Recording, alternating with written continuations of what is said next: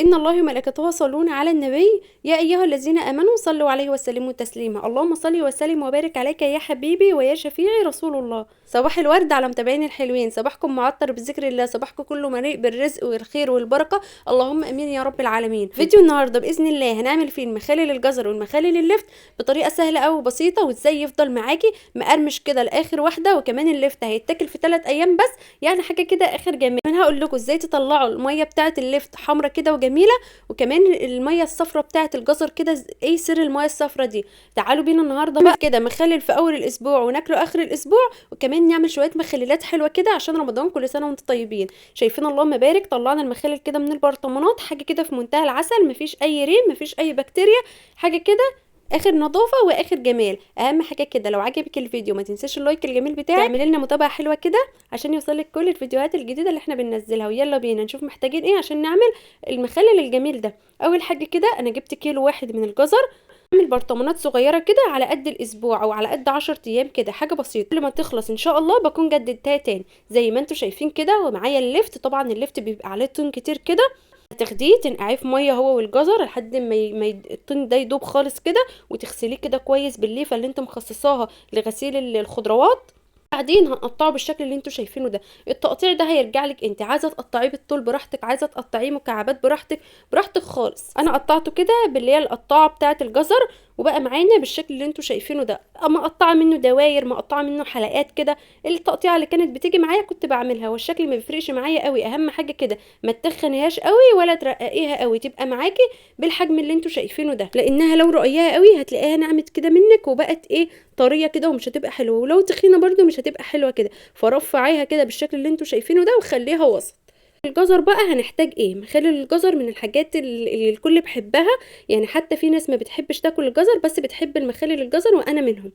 حطيت كده قرنين من الشطه، انا مش هحط شطه كتير لان انا مش بحب المخلل يكون يعني حامي قوي، فهحط 2 بس. حطيت وحدتين كده من الشطه، وكمان حطيت نص معلقه كده من حبه البركه، ونص معلقه صغيره من الثوم، وهحط يعني ايه ليمونتين كده.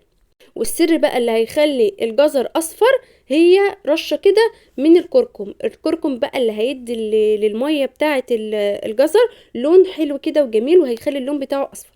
حطيت انا بقى للكيلو 3 معالق كبار كده من الملح، 3 معالق هرميين كده، وهقلبهم بالشكل اللي انتوا شايفينه ده. هنقلب الكلام الجميل ده كله مع بعضه. والجزر بصراحه انا ما بحبش اكتر فيه التوم قوي، بحب احط نص معلقه صغيره، لان المخلل لما بتكتري فيه التوم قوي بتحس ان ريحه التوم ظاهره فيه كده وطعمه مش حلو.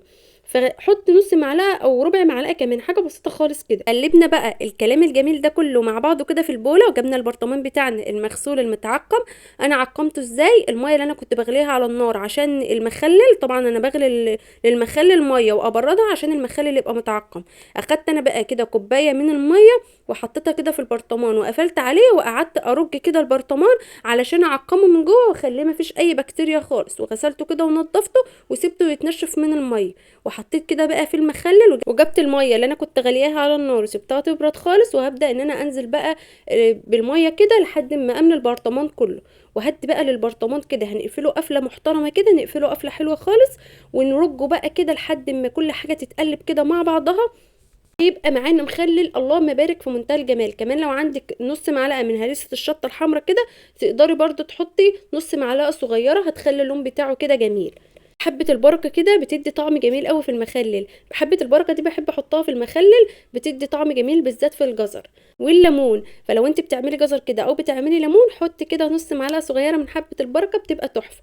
قلبتي بقى البرطمان زي ما انتوا شايفين كده لحد ما الملح كده داب وكل حاجة اختلطت مع بعضها، وهنركنه على جنب بقى. ونعمل ايه؟ نعمل مخلل اللفت. مخلل اللفت ده في ناس كتير بتحبه، انا منهم بصراحة، بيبقى طعمه جميل كده. وكمان لما كنا بنروح نجيب كده سندوتشات الفول والطعمية من المطاعم كنا بنحب ان هو يحط لنا مخلل اللفت. فاعمليه انت بقى في البيت، طبعا مفيش احسن واجمل من مخللات البيت، يعني حاجه كده توصفش ولا تتقارن بمخللات بره خالص. مخللات البيت دي حاجه نظيفه وحاجه مضمونه، حاجه كده في منتهى الجمال. جبت بقى مخلل اللفت زي ما انتوا شايفين كده وحطيته في البوله، عصرت عليه ليمونه كده زي ما انتوا شايفين، وحطيت معاه دقيقتين كده من الشطه زي ما انتوا شايفين.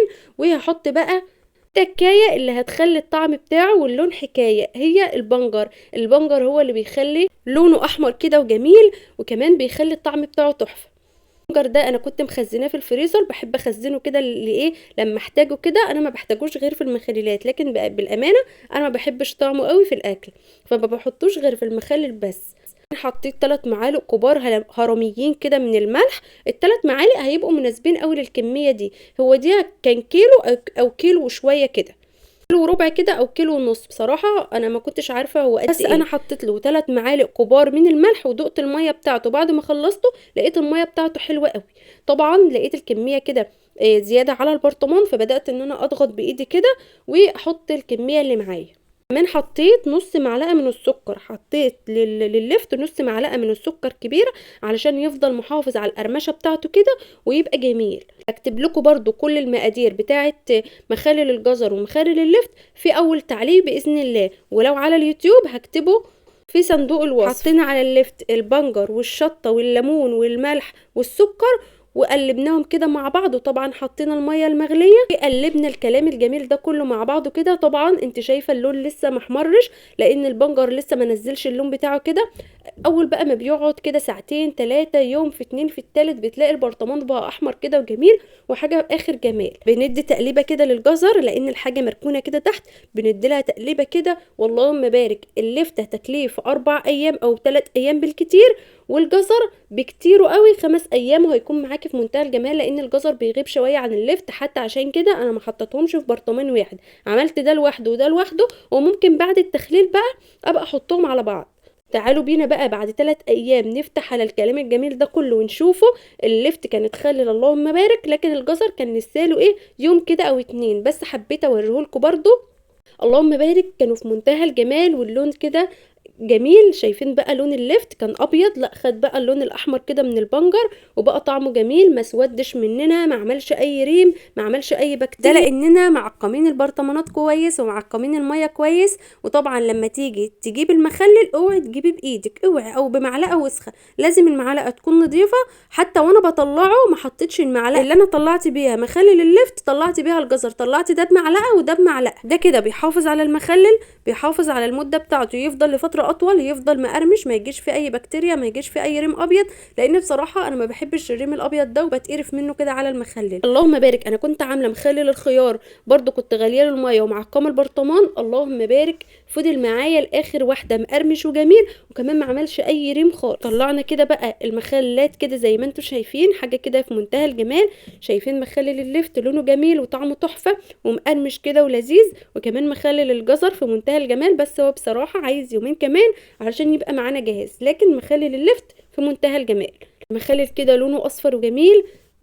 اعملوا كده مخللات نظيفه في البيت، تحافظوا على صحتكم وصحه اولادكم، لان بجد بجد المخللات اللي احنا بنجيبها من بره دي بيبقوا يعني مفيش نظافه خالص، مفيش نظافه خالص الا ما رحم ربي بقى اللي عنده ضمير. من المخلل صح كده في البيت ليكي ولاولادك.